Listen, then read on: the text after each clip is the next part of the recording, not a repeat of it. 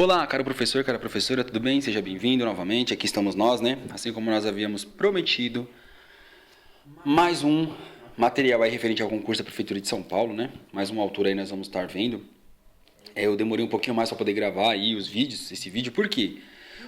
Que estava melhorando o áudio, certo? Estava arrumando um dispositivo que captasse o áudio de forma melhor. Porém, um áudio melhor vai captar mais barulhos, mais ruídos externos, né? Então, se cachorro latir, passar carro, não, gente, é normal, né? Porque vai captar toda essa questão. Então, vamos lá, né? O que interessa aí. Deixem sim os comentários, é importante deixar os comentários no vídeo, pedindo aí, ó, melhora isso, melhora aquilo, a gente vai correr atrás e tentar ser um pouco mais dinâmico também nos vídeos. Lembrando que esses vídeos aqui não vão substituir a leitura, é de extrema importância que você leia, que você acompanhe aí com a sua apostila e com o seu material, tá bom? Então, a apostilinha na mão, o material tá igual porque a obra é a mesma para todo mundo. Pode ser que algumas palavras estejam diferentes, mas no essencial a gente vai tentar passar aí para vocês aí num videozinho de mais ou menos uns 30 minutos. Esse material aqui dá um vídeo mais ou menos de 1h30, 2 horas, ou até mais aí se você fosse aprofundar, né? Mas como a gente vai pegar só os pontos principais da obra, vai dar aí uns 40 minutos, 30 minutos, tá bom? Então, mesmo esquema de sempre, eu vou ler aquelas partes que estão destacadas no texto, você pode procurar localizar no seu material também para você destacar e acompanhar a leitura enquanto a gente vai explanando algumas coisas, tá bom? Então, os bebês interrogam o currículo, as múltiplas linguagens, né, da creche. Foi um pedido aí de umas 7, 8 pessoas que me enviaram para o meu e-mail, tá? Vou deixar o e-mail na descrição também, pra vocês enviarem aí solicitando material, se vocês quiserem, né? Eu encaminho na medida do possível. Então, ó, o cotidiano das creches de educação infantil evidenciam que as propostas curriculares na especificidade das creches se concretizam através de 3 modalidades. Essas modalidades apontam para pedagogias adultocêntricas e escolarizadas, nas quais os bebês e as crianças pequenas não são reconhecidos como seres linguageiros, ativos e interativos em suas primeiras aprendizagens de convivência no e com o mundo. Então, pensando aí nessa visão adultocêntrica, né, nessa questão da escolarização, de que o adulto achar que a criança ainda não é um ser capaz de produzir uma linguagem, a nossa autora aí, ela vai começar com uma série de indagações na publicação dela. Então, ó, o que significa ser professor de bebês? Como se caracteriza o ofício de aluno em turmas de berçário? O que se espera de uma ação pedagógica na creche? Como propor um currículo para crianças bem pequenas? Quais são as funções específicas, né, de uma escola que atende bebês e crianças bem pequenas? Quais as estratégias consideradas adequadas ao trabalho pedagógico com crianças pequenas? Quais possibilidades de conhecimento podem ser desencadeadas e promovidas na creche? Então, ela vai fazer essa série de indagações aí, vai levantar essa série de questionamentos aí para você pensar aí ao longo da obra dela e ir respondendo essas questões. Então, o recém-chegado possui a capacidade de iniciar algo novo, isto é, de agir. Então, o bebê, assim que ele nasce, ele já vai necessitar interagir, né? Ele tem essa capacidade de interagir. Então, de que forma? Vamos lá. As múltiplas linguagens dos bebês. Os seres humanos, ao nascerem, trazem como condição de sobrevivência a necessidade e o desejo de se relacionar e de se comunicar. Por isso, os bebês nascem falando, brincando e conversando com qualquer um através de múltiplas linguagens, do olhar, do gesto, do toque, né? As linguagens são aprendidas pelas crianças muito cedo, nas interações que estabelecem com outras crianças e adultos. Então, você pode observar aí, né, que na obra, o que ela vai falar? Ó, a criança quando nasce, ela precisa se relacionar, ela precisa interagir com alguém. Então a criança, ela não vai chorar só quando ela está com fome. Ela vai chorar quando ela quiser atenção, quando ela quiser, né, o carinho, se sentir aconchegada ali, a conversar, né? Porque o bebê conversa como? Ele não tem uma linguagem ainda, a linguagem verbal. Então a autora, ela coloca aí entre aspas, falas e conversa entre aspas. Por quê? Essa linguagem vai acontecer aí, né, no campo do não verbal, né, que vai acontecer então como? De que forma? Através do olhar, do gesto, do toque, né? Esse olhar sensível aí o adulto tem que ter, sobre a criança, uma vez que ela ainda não sabe se manifestar através da fala, tá? Então, ó, os bebês sabem muitas coisas que nós culturalmente não conseguimos ainda ver e compreender e, portanto, reconhecer como um saber. As suas formas de interpretar, significar e comunicar emergem do corpo e acontecem através dos gestos, dos olhares, dos sorrisos, dos choros, enquanto movimentos expressivos e comunicativos anteriores à linguagem verbal e que se constituem simultaneamente a criação do campo de confiança. Os primeiros canais de interação com o mundo e os outros, né, permanecendo em nós. Então, em nosso corpo e no modo como estabelecemos nossas relações sociais. Então, o diálogo, né, pode ocorrer com a materialidade do corpo capaz de expressar desejos, gostos e aflições. Então, o que a autora está falando para a gente? Olha, o bebê, ele vai, muito antes da gente perceber, né, o adulto quer reduzir a criança aí é criança, não sabe falar, né, não se comunica ainda, não entende, né, quando a autora está falando ao contrário, a criança, a nossa visão é uma visão adultocêntrica, né, então a gente tem que perder um pouco dessa visão e se abrir mais, porque a criança, por não falar, ela vai se expressar de outras formas, então, através do sorriso, através do gesto, através do choro, né, dos movimentos, né, então, a linguagem não verbal vai estar em evidência aí nessa criança. As crianças pequenas, especialmente os bebês, têm um crescimento muito rápido. Então, a ação autônoma, escolhida e realizada pela criança enquanto capacidade de movimentar-se, né, disposição para iniciativas nas suas relações com os outros, interesse pelo mundo e prazer lúdico de surpreender-se com a imprevisibilidade dos acontecimentos gerados pelo movimento, né, é uma necessidade fundamental do humano desde o seu nascimento. Então, o que ela está falando aqui é o seguinte: as crianças pequenas, né, então, especialmente os bebês aí, eles crescem muito rápido. Por quê?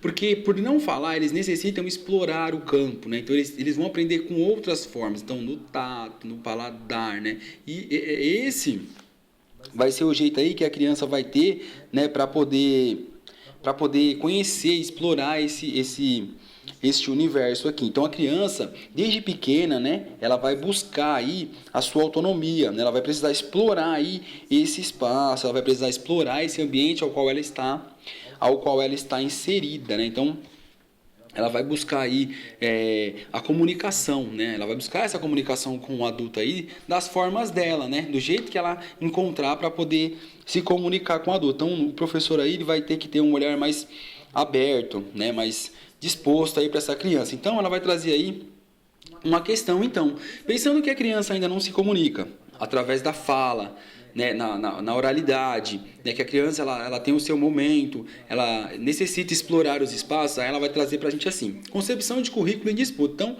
a problematização sobre a concepção de currículo vem sendo feita em nossa sociedade desde 1950. Então, as primeiras críticas ao currículo emergem nas décadas de 1960 e 1970, inicialmente através das teorias críticas. Então, sabemos que nessa época aqui tínhamos escolas de educação infantil que atendiam aí a meninos de rua, crianças abandonadas, né? Na verdade, a escola ela não tinha um caráter pedagógico, né, educativo. O caráter dela era só assistencialista.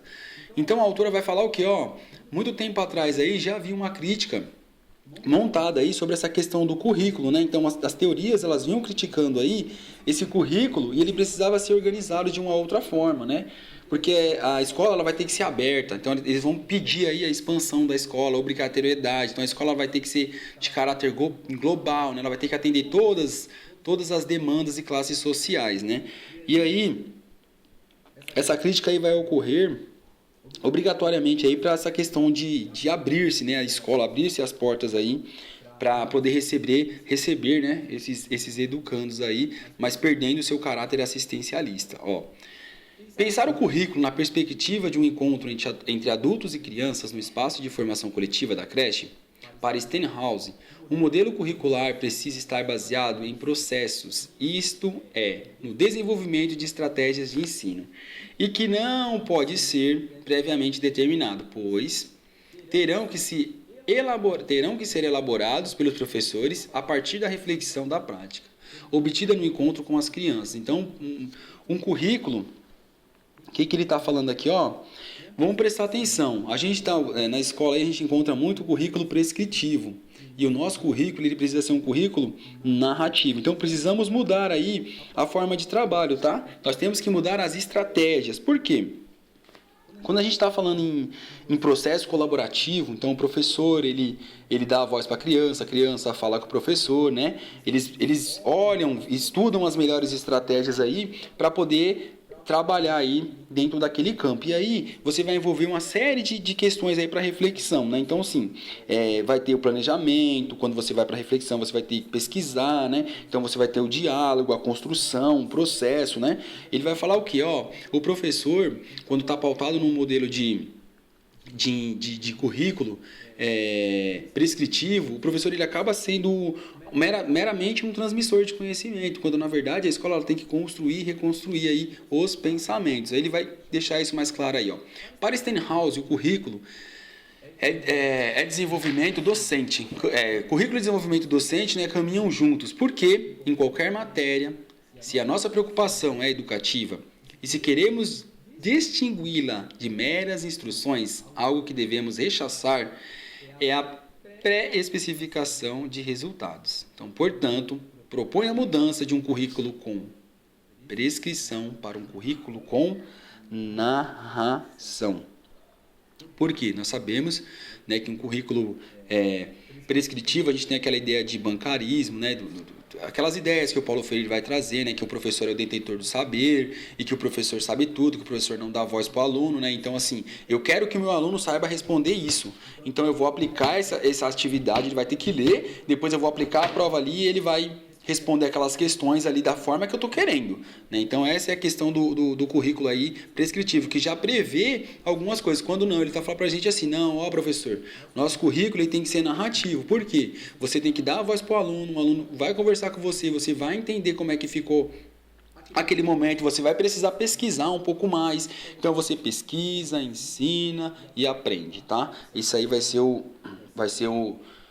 o ciclo aí para a gente, né? Então, um currículo pautado aí na questão aí do narrativo, né? Vai ser um currículo que tem os seus pontos de vista de pesquisas, né? De indagações. Então, o aluno vai poder indagar. E um currículo pautado numa relação, né, afetiva, de alteridade, de diálogo, né? Então, assim, o professor ele vai estar mais aberto aí, né, para o aluno, tá? Olha lá.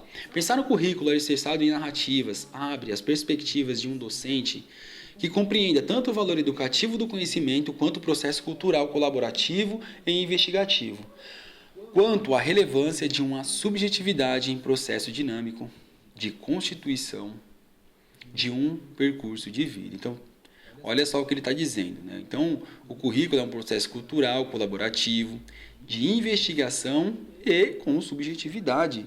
Então, o professor aí, ele precisa sim se aproximar dos alunos, né? A gente precisa pensar assim, ó, eu no lugar do outro, que é a questão da alteridade, né? Então, assim, eu no lugar do outro, a questão do diálogo, da afetividade, como é que eu vou me lidar com essas questões aí na sala de aula. E aí ele vai trazer para a gente 3 modalidades de currículos, né, encontradas no Brasil, né? Então, listagens de ações educativas espalhadas pelo ensino fundamental, sustentadas na fragmentação das áreas do conhecimento, tá? Ações de vigilância ou aceleração do desenvolvimento infantil com base nas etapas evolutivas e ações voltadas prioritariamente para o atendimento às necessidades básicas da criança. E o que acontece? Olha só, vou adiantar aqui um pouquinho. Então, essas 3 modalidades curriculares apontam para uma pedagogia adultocêntrica, higienista e escolarizada. E vamos voltar aqui no slide anterior para vocês entenderem aí o que a autora está falando. Essas 3 modalidades aqui de currículo, a autora fala que não é adequado, tá? Essas modalidades aqui, elas não são adequadas para a educação. Por quê? Quando a gente fala em trabalhar com listagens, né, e ações educativas, pensando aí no ensino fundamental, a gente está falando de escolarização. E a educação infantil ela não tem que ter essa visão, tá, de escolarização, de preparar a criança para as etapas posteriores. A gente sabe, está escrito lá na LDB, né, que a educação básica não é pré-requisito, que a educação básica não tem que ser vista como, né, a educação infantil não tem que ser vista como para acesso para o ensino fundamental, e assim vai, né? Então, cada criança tem o seu tempo, então a gente vai ter aí uma série de questionamentos embasados aí em lei, né? E aí, ela vai para o ponto B, então, ação de vigilância ou aceleração do desenvolvimento infantil com base nas etapas evolutivas. Aqui é uma visão totalmente adultocêntrica, porque você quer que a criança viva do jeito que você vive, você quer que a criança se comporte do jeito que a sociedade vai cobrar, né? Que o adulto tem que se comportar, que o adolescente tem que se comportar, quando sabemos que crianças têm as suas fases, têm o seu desenvolvimento, aprendem de um jeito diferente. Lembra que ela falou lá no começo? Nós não conhecemos as crianças, isso tudo é muito novo para a gente, né? Essa questão da educação infantil no Brasil é tudo muito novo, não só no Brasil como no mundo, né? As modalidades, então assim, tudo é muito novo. E aí ela coloca lá, ações voltadas prioritariamente para o atendimento às necessidades básicas da criança. A questão aí vai ser higienista, né? Então uma escola pautada aí na questão dos cuidados, né? A gente sabe que é só assistencialista, que é uma visão que já foi, né? Há muito tempo. Então, não, eu falo muito, gente, eu falo assim, mas se a gente olhar bem, ainda existe, tá? Escolas aí totalmente assistencialistas aí em pleno século XX ou XXI. Aí a gente vai encontrar crianças aí, né? Escolas com visões ainda assistencialistas, mesmo porque até que veio essa LDB aí para poder fazer todas essas modificações, abrir escola era uma coisa muito simples, né? Qualquer um ia lá, pintava o muro de casa e escolinha tal aqui a partir de hoje, e aí faziam o seu atendimento. Aí veio a LDB, normatizou tudo e acabou com essas bagunças. Mas vamos lá, então, ó. O que ela vai falar pra gente aqui, ó? Então, essas 3 modalidades aí não são adequadas porque a criança, ela é um ser ativo, é um ser interativo, né? Ela se manifesta por meio de uma linguagem, mesmo que não verbal, mas gestual. Então, a criança, ela vai interagir, né? Mesmo por ser criança, ela ainda vai interagir. Então não pode simplesmente ser aquele que a criança, você não fala, então você vai sentar e vai ouvir o que eu estou falando, né? Não, você não fala, fica sentadinha aí, que eu vou explicar o que você vai fazer. Dessa tem que fazer da forma que eu estou falando, tá? E aí ela vai criticar essas modalidades. Olha só. Um estabelecimento educacional para crianças pequenas exige pensar a prática, ações do cotidiano diferentes dos modelos escolares em aulas, né? E basado nas transmissões de conteúdo. Então, os bebês, porque não podem ainda deslocar-se com autonomia, não falam a nossa língua, não permanecem imóveis e quietos para ouvirem lições, interrogam a escola e o currículo, exigindo a abertura de outras possibilidades de planejar, organizar e avaliar o cotidiano das creches. Então, ela vai falar para a gente assim, ó, professor, o currículo prescritivo é isso aqui, ó. É sala de aula, naquele modelo de fileirinhas, tá? Carteiras atrás de carteiras, o professor na frente, giz e lousa, onde vai acontecer a transmissão de conteúdo e depois você vai cobrar esse conteúdo, né? E aí ela vai falar que os bebês, eles não conseguem, né, ficar ali sentadinho o tempo todo olhando para a cara do professor. Eles necessitam, gente, interagir, né? Os bebês, eles necessitam interagir, as crianças necessitam interagir. Ela vai falar para a gente assim, ó, precisamos então trocar este modelo de currículo prescritivo por um modelo de currículo narrativo. Por quê? Este vai ter uma concepção mais interacionista, né? Então a gente está vendo que o concurso todo está falando da questão da interação. Gente, todos os autores têm um ponto em comum aí, que é a questão da interação, tá? Então, a criança, ela precisa se relacionar, isso é social, todos nós precisamos, né? Então, ela está alertando a gente aí para tomar cuidado aí com essa questão do currículo aí pautado no prescritivo, tá? Então, ó, linguagens, narratividades e currículo. As crianças pequenas solicitam aos educadores uma pedagogia sustentada nas relações, nas interações e em práticas educativas intencionalmente voltadas para suas experiências lúdicas e seus processos de aprendizagem no espaço coletivo, diferentes, né, de uma intencionalidade uma intencionalidade pedagógica voltada para resultados escolarizados individualizados. Então, a função docente é coprodutora de currículo e se efetiva na construção de um espaço educacional que favoreça, através das interlocuções com a criança e as famílias, experiências provocativas nas diferentes linguagens enraizadas nas práticas sociais, culturais de cada comunidade. Então, o papel do professor é fazer o quê? Oferecer um ambiente favorável ao desenvolvimento da criança. Então, favorecer esse ambiente aí, pensando em que campo? né, pensando na linguagem, na pesquisa, na observação, na interação, né, no brincar. Então, todos esses fatores aí devem fazer parte aí do ambiente, tá? Então, assim, o professor ele tem que ser um eterno observador. Ele tem que ver como as crianças estão interagindo, se isso vai ser bom para a criança interagir, como eu vou me organizar, como eu vou planejar, como eu vou repensar aí. Eu planejei da forma A, não foi legal, as crianças ficaram, né, assim, meio para lá, um para cá. Não, eu vou tentar a forma B para que a criança interaja de uma forma melhor. Então, quando a gente fala em planejar, aí a gente está falando a questão do observar também. Então é assim, o professor ele precisa observar aí as necessidades, né, que as crianças têm aí para se desenvolver de forma adequada e integral, que é o que diz lá na nossa LDB. A criança tem que se desenvolver de forma integral. Então, pensar no desenvolvimento dessa criança aí de forma integral. Então, ó, as primeiras brincadeiras dos bebês estão relacionadas tanto ao vínculo entre seu corpo e o corpo de quem cuida, quanto a confiança com o fator imprescindível relacionado aos primeiros cuidados e à sobrevivência do bebê. Então, o que ele vai falar pra gente? Olha, a brincadeira, gente, ela é essencial. A brincadeira faz parte da criança. Até chama atenção aí do pessoal. Tem um vídeo aí no nosso canal também que vai falar sobre a questão do brincar como forma de ser e estar no mundo, tá? Então, a brincadeira é essencial, faz parte da natureza da criança. Porque na brincadeira, a criança cria, recria, constrói, reconstrói de uma maneira própria, tá? Mas não ilógica. Porque essa brincadeira ela vem carregada de lógica. Né? A criança sabe que para pegar o carro do papai, ela não pode simplesmente ir lá e pegar e sair. Não, ela entra no carro, ela peguei o carro, entrei, liguei, aí faz o barulho. O carro vai sair. Parou, o farol tá vermelho. Olha só quantas coisas essa criança teve que imaginar, teve que pensar, até decidir brincar com esse carrinho. Então ela pega o carrinho, ela sai, ela para no farol, ela tem que ir no posto abastecer. Então não é simplesmente uma brincadeira. A criança tem sim um raciocínio aí por trás da brincadeira. E o adulto tem aquela visão adultocêntrica. É criança, tá brincando. Tá brincando, deixa. A brincadeira é simples, sem nada. Não, na verdade essa brincadeira tá cheia de coisas, cheias de pensamentos, cheias de interações aí. Tudo aquilo que ela observou ao redor dela, que ela viu no dia a dia, o papai, a mamãe, o vizinho, os amigos, ela traz ali no momento da brincadeira e ela constrói, reconstrói, imagina, cria e recria de uma forma própria, tá?